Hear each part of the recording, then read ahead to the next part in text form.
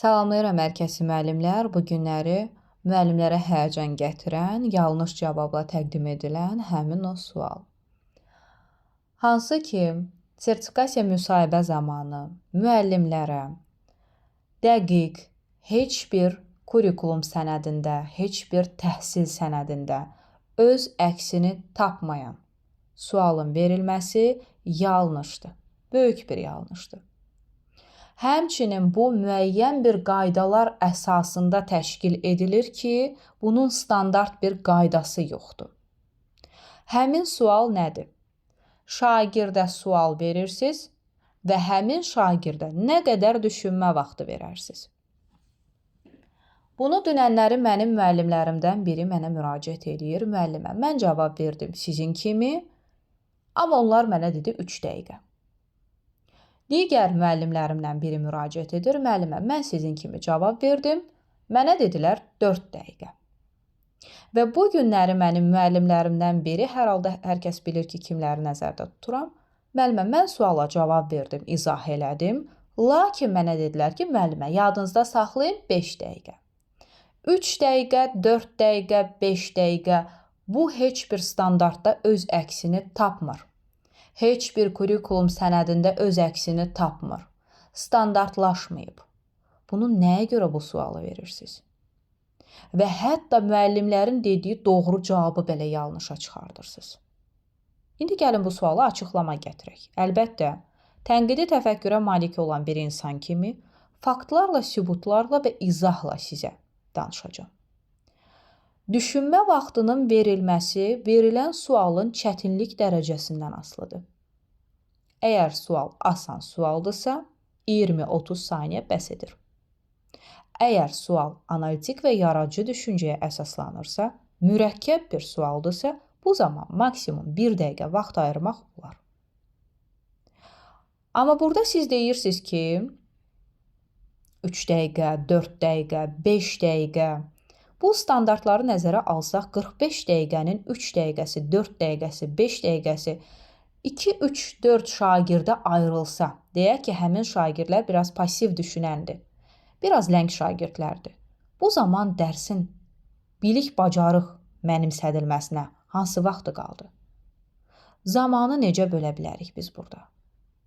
Və həmçinin də bir şagird 5 dəqiqə düşünəcəksə, digər şagirdlər sakitmi dayanacaq?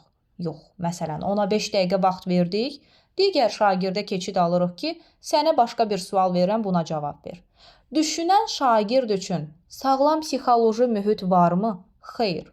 Psixoloji olaraq ona təsir edirik, onun diqqəti avtomatik olaraq digər suala yönəlir, digər şagirdin verəcəyi cavaba yönəlir və biz ona keçid alanda cavabını bildirə bilərsənmi? Xeyr. Çünki fikri yayınıqdır. Biz sinifdə bütün şagirdləri bir şagirdə görə sakit saxlasaq, təlimdə bərabər imkanları pozuruq.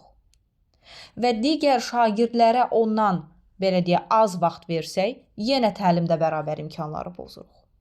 Yox, əgər söhbət inklüziv siniflərdən gedirsə, inklüziv sinifdə 26, 30, 32 uşaq olur.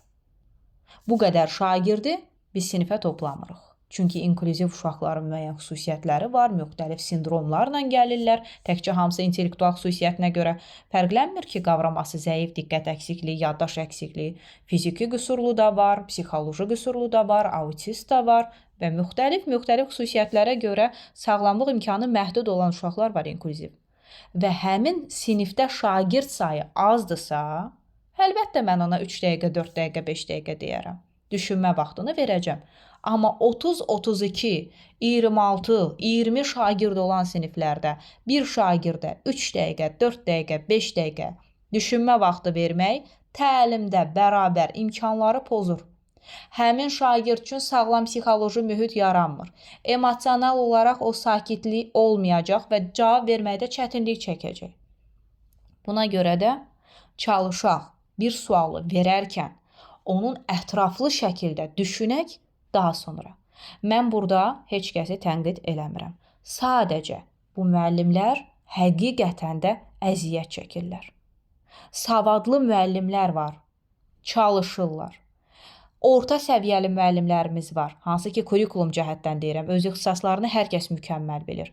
Kurikulum cəhətdən daim özlərini təkmilləşdirirlər. Amma sizin gəlib belə faktlara, sübutlara əsaslanmayan bir cavablar verməyiniz doğru hesab edilmir. Ola bilər ki, sizin dediyinizi biz təsdiqləyib, bəli, biz yanlış demişik, Təhsil Nazirliyi belə deyir, deyə bilərik, düzdürmü? Amma bu gərək hansısa bir sənəddə öz əksini tapsın. Bəlkə mənim xəbərim yoxdur həmin sənəddən. Əgər elə bir sənəd varsa, xahiş edərdim ki, mənə şəxsiyə göndərəsiz. Amma mən bu sualın açıqlamasını müəllimlərimin həyəcanına, onların yaşadığı o həyəcana görə bu videonu çəkməyi özümə borc bildim. İzlədiyiniz üçün təşəkkür edirəm.